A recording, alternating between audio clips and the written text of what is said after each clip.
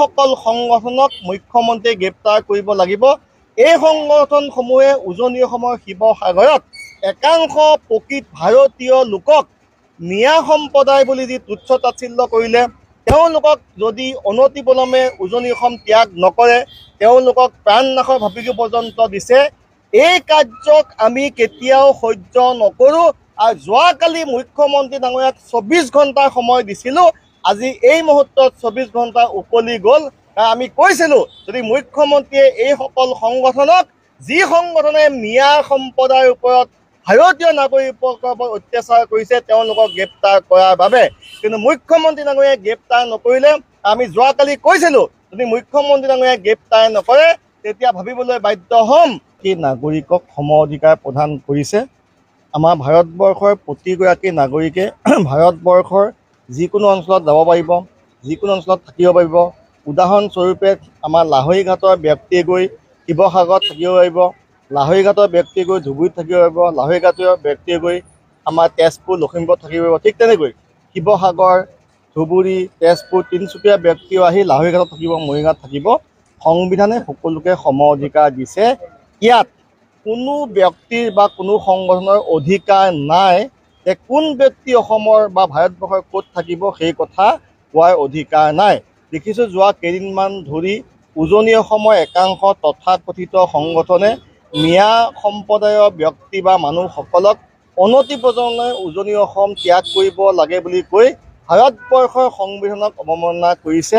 আৰু যি কাৰ্য কৰিছে এইসকল সংগঠনক আমি সকীয়াই দিব বিচাৰিছোঁ যে এইসকলক কোনে মালিকী স্বত্ব দিলে, এইসকলৰ কি অধিকাৰ আছে যে কোন ব্যক্তি অসমৰ ক'ত থাকিব, কোন ব্যক্তি অসমৰ পৰা ক'ত কোন ঠাইলৈ যাব, সেই কথা নিৰ্ণয় কৰাৰ অধিকাৰ তথাকথিত যি শিৱসাগৰৰ কেইটামান সংঘ তেওঁলোকৰ অধিকাৰ নাই। মুখ্যমন্ত্ৰী ডাঙৰীয়াক যোৱাকালি আমি বাৰে বাৰে দাবী জনাইছিলোঁ যে 24 ঘণ্টাৰ ভিতৰত এইসকল সংগঠনক মুখ্যমন্ত্ৰীয়ে গ্ৰেপ্তাৰ কৰিব লাগিব। এই সংগঠনসমূহে উজনি অসমৰ শিৱসাগৰত একাংশ প্ৰকৃত ভাৰতীয় লোকক মিয়া সম্প্ৰদায় বুলি যি তুচ্ছ তাচ্ছিল্য কৰিলে, তেওঁলোকক যদি অনতিপলমে উজনি অসম ত্যাগ নকৰে, তেওঁলোকক প্ৰাণনাশৰ ভাবুকি পৰ্যন্ত দিছে। এই কাৰ্যক আমি কেতিয়াও সহ্য নকৰোঁ। আৰু যোৱাকালি মুখ্যমন্ত্ৰী ডাঙৰীয়াক 24 ঘণ্টাৰ সময় দিছিলোঁ, আজি এই মুহূৰ্তত 24 ঘণ্টা উকলি গ'ল। আমি কৈছিলোঁ যদি মুখ্যমন্ত্ৰীয়ে এই সকল সংগঠনক, যি সংগঠনে মিয়া সম্প্ৰদায়ৰ ওপৰত ভাৰতীয় নাগৰিকৰ ওপৰত অত্যাচাৰ কৰিছে, তেওঁলোকক গ্ৰেপ্তাৰ কৰাৰ বাবে, কিন্তু মুখ্যমন্ত্ৰী ডাঙৰীয়াই গ্ৰেপ্তাৰ নকৰিলে। আমি যোৱাকালি কৈছিলোঁ যদি মুখ্যমন্ত্ৰী ডাঙৰীয়াই গ্ৰেপ্তাৰ নকৰে তেতিয়া ভাবিবলৈ বাধ্য হ'ম যে এইসকল সংগঠনে মুখ্যমন্ত্ৰী ডাঙৰীয়াৰ নিৰ্দেশত মিয়া সম্প্ৰদায়ৰ ওপৰত যি আক্ৰমণ কৰিছে সেয়া সম্পূৰ্ণ মুখ্যমন্ত্ৰী ডাঙৰীয়াৰ পৃষ্ঠপোষকত। আজি সেই কথাই প্ৰমাণ হ'ল। আজি সংবাদ মাধ্যমত দেখিব পাইছোঁ যে মুখ্যমন্ত্ৰী ডাঙৰীয়াই স্বীকাৰ কৰিছে যে মিয়াসকলক খেদাৰ দায়িত্ব মই লৈছোঁ। আৰু মিয়াসকলক যি ধৰণে তুচ্ছ তাচ্ছিল্য কৰিছে তাকো প্ৰকান্তৰে মুখ্যমন্ত্ৰী ডাঙৰীয়াই সমৰ্থন কৰিছে। মিয়া বাংলাদেশী নহয়, মিয়া হৈছে অসমৰ প্ৰকৃত অসমীয়া। আমি অসমৰ সন্তান, শংকৰ আজানৰ পবিত্ৰ মিলনভূমি। আমি সকলোৱে একত্ৰিত হৈছে, সকলোৱে হৈছে অসমীয়া। গতিকে মুখ্যমন্ত্ৰী ডাঙৰীয়াই মিয়াৰ ওপৰত অত্যাচাৰ সমৰ্থন জনাই প্ৰকান্তৰে তেখেতে পুনৰবাৰ অসমত তেখেতে ভাগ কৰিছে জাতিৰ নামত, ধৰ্মৰ নামত।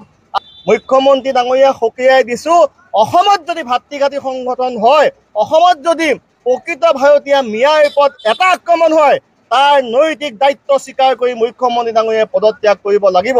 আৰু মুখ্যমন্ত্ৰী ডাঙৰীয়াই বাৰে বাৰে কি কৈছে, কাজিৰঙাত যেতিয়া উচ্ছেদ হৈছিলে, ধুবুৰীত যেতিয়া উচ্ছেদ হৈছিলে, মুখ্যমন্ত্ৰীয়ে কি কয়, এইসকল হৈছে এইসকল ভাৰতীয় নহয়, এইসকল অবৈধ নাগৰিক, এইসকল হৈছে বাংলাদেশী।